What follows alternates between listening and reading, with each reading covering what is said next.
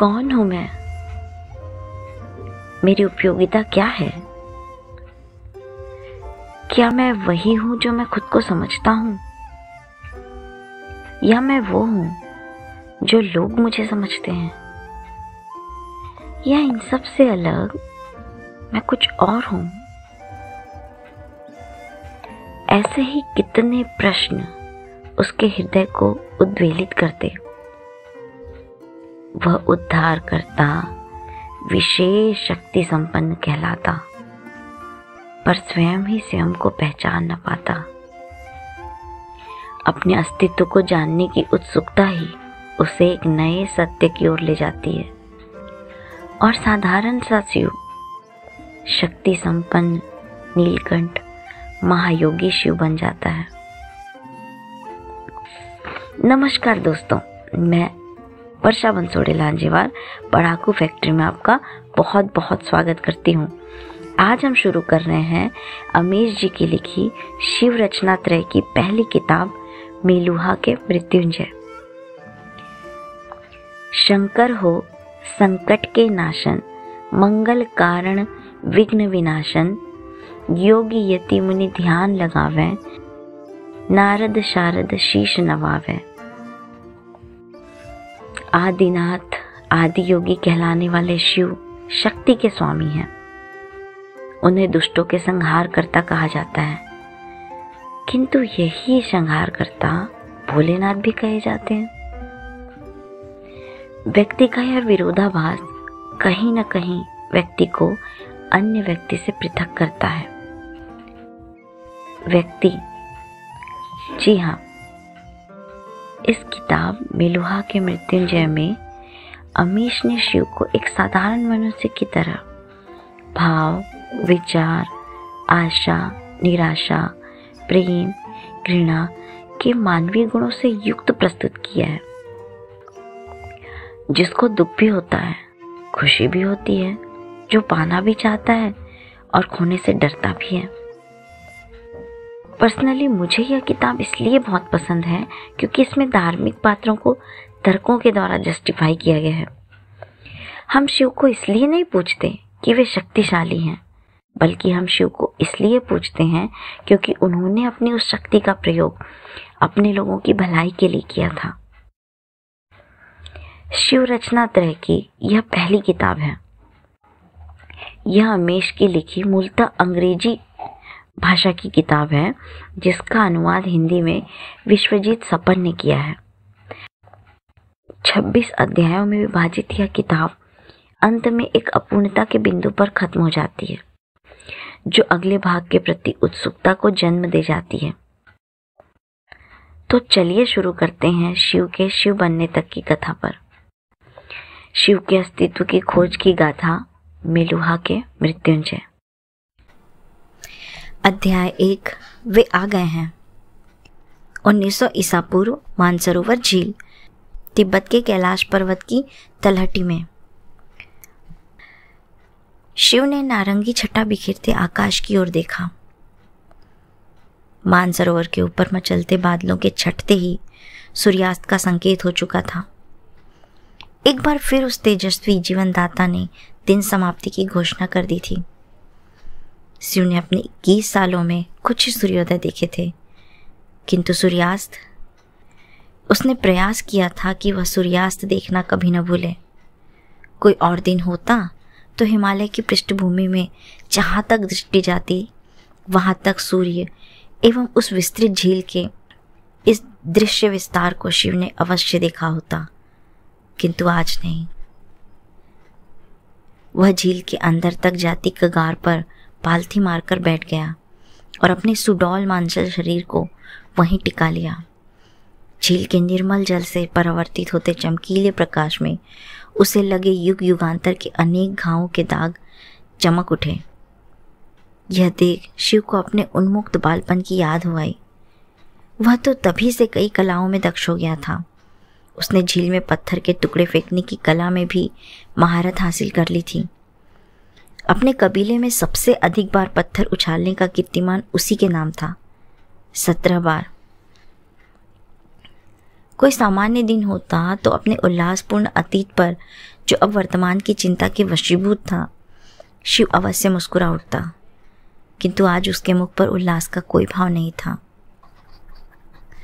वह उस क्षण का आनंद लिए बिना ही अपने गांव की ओर लौट पड़ा।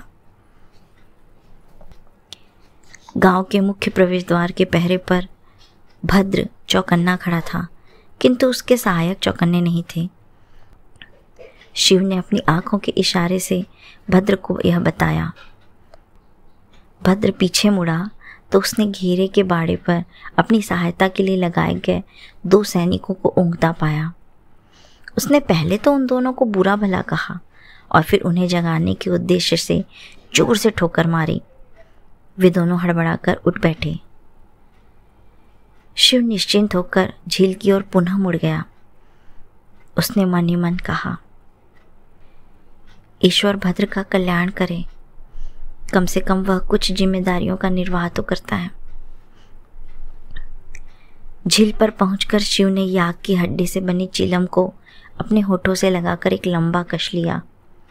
कोई और दिन होता तो गांजे से उसके चिंतित मन को थोड़ी राहत मिलती और वह शांति के कुछ पल बिता पाता, किंतु आज नहीं।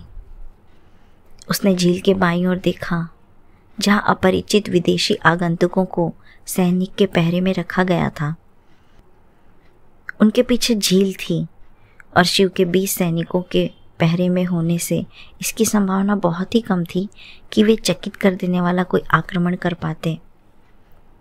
शिव के मन में विचार पनपा, उन्होंने अपने हथियार बड़ी आसानी से दे दिए।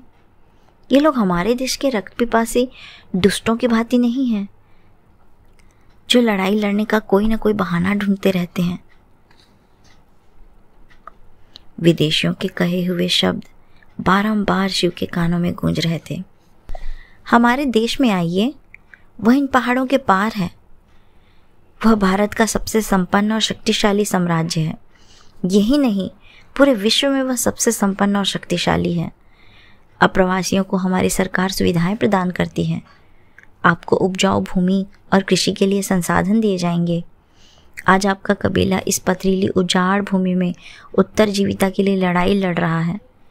मेलुहा आपको ऐसी जीवन शैली प्रदान करता है जिसकी आपने कभी कल्पना भी नहीं की होगी। हम इसके बदले में कुछ नहीं चाहते।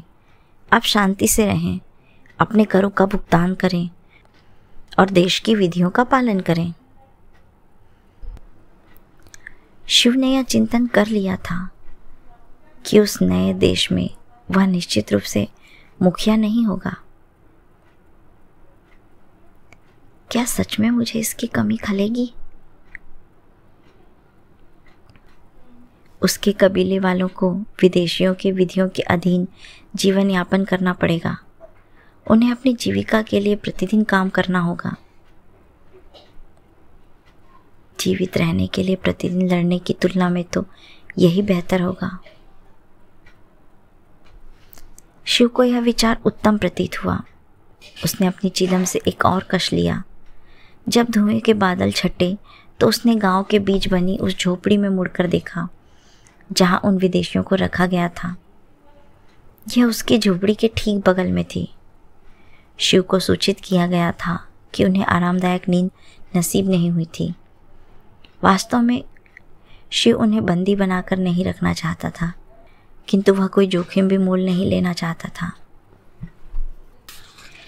हम प्रकृति कबीले वालों से लगभग प्रति महीने लड़ाई लड़ते हैं ताकि पवित्र झील के निकट हमारा अस्तित्व अक्षुण्ण रहे। नए नए कबीलों के साथ मित्रता करके वे प्रतिदिन और अधिक शक्तिशाली बनते जा रहे हैं। हम प्रकृति कबीले वालों को तो पराजित कर सकते हैं, किंतु समस्त पर्वतीय कबीले वालों को नहीं। मेलुहा जाकर हम इस अनावश्यक हिंसा से छुटकारा पा सकते हैं और एक सुविधाजनक जीवन जी सकते हैं। इसमें कुछ गलत क्या हो सकता है? इसमें कुछ गलत हो, क्या इसकी कोई संभावना भी है? हम क्यों नहीं इस आग्रह को स्वीकार कर लें? यह सचमुच कितना अच्छा प्रतीत होता है। राख को झाड़ने के लिए चिलम को एक चट्टान पर उलटने से पहले शिव ने अंतिम कश लिया और अपने आसन से उठ खड़ा हुआ। अपने नंगे सीने पर राख के कुछ कणों को मसलकर उसने अपने बकछाल के घाघरे में हाथ पोंछा, चिलम उठाई और तेज कदमों से गांव की ओर चल पड़ा। जब शिव गांव के प्रवेश द्वार के निकट से गुजरा तो भद्र और उसके सहयोगी सावधान की मुद्रा में खड़े हो गए। शिव ने त्योरियां चढ़ाई और अपनी मुद्रा से भद्र को विश्राम करने के लिए आश्वस्त किया। यह हमेशा क्यों भूल जाता है कि बचपन से ही वह मेरा परम मित्र रहा है। मेरे मुखिया बन जाने से वास्तव में कुछ नहीं बदला। उसे अन्य के सामने अनावश्यक गिड़गिड़ाने की आवश्यकता नहीं है, शिव ने मन ही मन सोचा। उस प्रदेश में अन्य गांवों की अपेक्षा शिव के गांव की झोपड़ियां अधिक वैभवशाली थीं।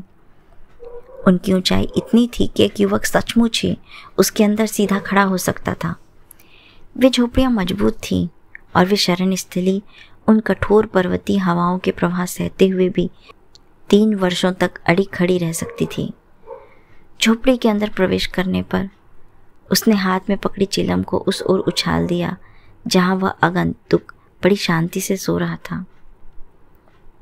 या तो उसको यह अनुभूति नहीं कि वह बंदी है, या फिर उसे सच में ऐसा लगता है कि अच्छा व्यवहार ही अच्छे व्यवहार को जन्म देता है। शिव के मन में विचार कौंधा। शिव को अपने चाचा जी का वचन याद था जो उसके गुरुजी भी कहते थे। वे अक्सर कहा करते थे कि लोग वही करते हैं जिसके लिए समाज उनको प्रोत्साहित करता है।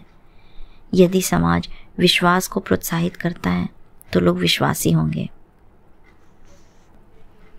यदि वे अपने सैनिकों को शिक्षा देते हैं कि किसी अजनबी से भी उत्तम व्यवहार की अपेक्षा करें तो मेलुहा अवश्य ही एक विश्वासी समाज होगा।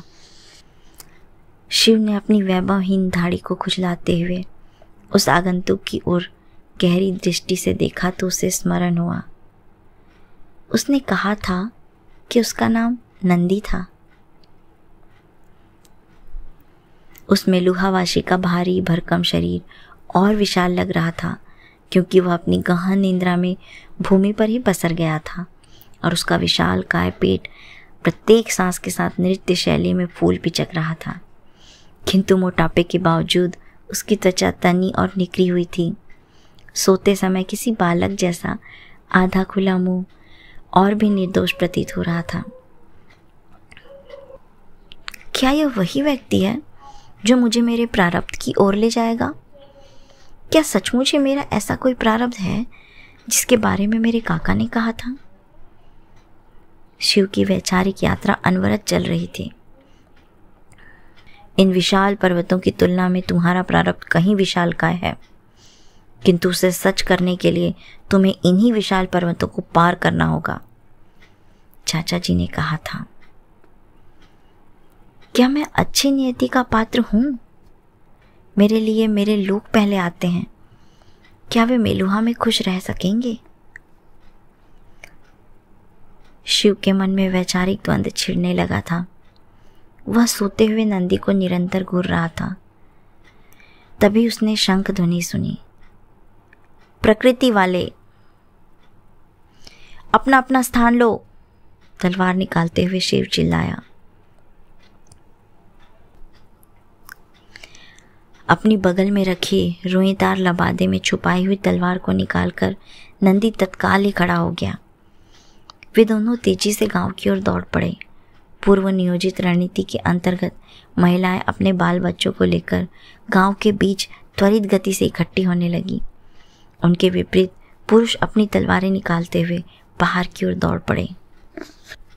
भद्र, झील पर हमारे सैनिक, प्रवेश द्वार पर पहुंचते हुए शिव चिल्लाया।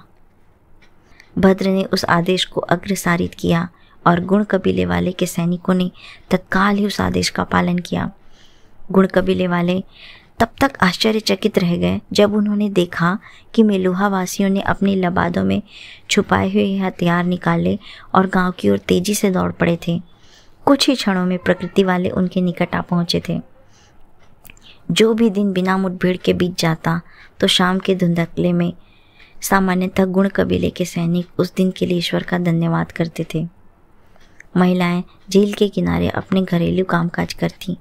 यदि उन क्षमतावान गुण वालों के लिए कोई दुर्बलता के क्षण होते जब वे आक्रामक कबीले वाले नहीं बल्कि मात्र ऐसे पर्वतीय कबीले वाले होते जो उस दुर्गम एवं विपरीत भूमि पर जैसे तैसे जीवन यापन करने में प्रयासरत होते, तो वे क्षण यही थे।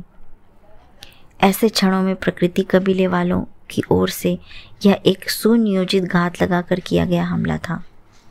लेकिन एक बार पुनः प्रकृति वालों का भाग्य उनके विरुद्ध था। सौभाग्य से विदेशियों की उपस्थिति के कारण शिव ने गुण कबीले वालों को चौकन्ना रहने के लिए कहा था और इस प्रकार वे पहले से ही सचेत थे और प्रकृति कबीले वालों के लिए अचानक हमला करके उन्हें चौंका देने वाली बात नहीं हो पाई थी। मेलुहा वासियों की उपस्थिति ने भी निर्णायक भूमिका निभाई और उस छोटी रक्तपातपूर्ण मुठभेड़ की दिशा को गुण कबीले वालों के पक्ष में मोड़ दिया। प्रकृति कबीले वालों को मैदान छोड़ना पड़ा। रक्त रंजित और चोटिल शिव ने उस मुठभेड़ के बाद हुए नुकसान का जायजा लिया। गुण कबीले वालों के 2 सैनिकों ने घातक चोट लगने के कारण दम तोड़ दिया था। उन्हें कबीले के वीर पुरुषों का सम्मान दिया जाएगा, किंतु इससे भी अधिक बुरा हुआ वह यह था कि गुण कबीले के 10 महिलाओं एवं बच्चों के लिए यह चेतावनी देर से आई। झील के किनारे उनके अंग भंग किए शरीर पाए गए। नुकसान कुछ अधिक ही हुआ था। कैसे नीच लोग हैं जो हमसे मुकाबला नहीं कर सकते तो औरतों और बच्चों की हत्या करते हैं। अत्यधिक क्रुद्ध शिव ने कबीले के समस्त लोगों को गांव के मध्य में बुलाया। उसने अपना मन बना लिया। शिव ने कहा, यह भूमि बर्बर लोगों के योग्य है। हमने बिना कारण के युद्ध किए हैं जिसका अंत दिखाई नहीं दे रहा है। आप लोग जानते ही हैं कि मेरे काका ने शांति के प्रयास किए थे, जहाँ तक कि झील के किनारे तक पर्वतीय कबीलों की पहुंच को भी स्वीकारा, किंतु इस नीच लोगों ने हमारी शांति की इच्छा को हमारी कमजोरी समझा। हम सबको पता है कि उसके बाद क्या हुआ। युद्ध की बर्बरता के आदी होने के बावजूद गुण कबीले वाले औरत और बच्चों पर इस निर्दयतापूर्ण आक्रमण से पूरी तरह स्तंभित थे।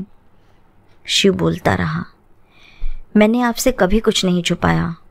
आप सबको विदेशियों द्वारा दिए गए आमंत्रण की जानकारी है। नंदी एवं मेलुहा वासियों की ओर संकेत करते हुए शिव ने वक्तव्य जारी रखा। उन्होंने आज हमारे साथ कंधे से कंधा मिलाकर लड़ाई की। उन्होंने मेरे विश्वास को जीत लिया है। मैं उनके साथ मेलुहा जाना चाहता हूँ, किंतु यह मेरे अकेले का निर्णय नहीं हो सकता। आप हमारे मुखिया हो शिव, भद्र ने कहा। आपका निर्णय हमारा निर्णय है, यही हमारी परंपरा रही है, लेकिन इस बार नहीं। शिव ने अपने हाथ से इशारा कर कहा,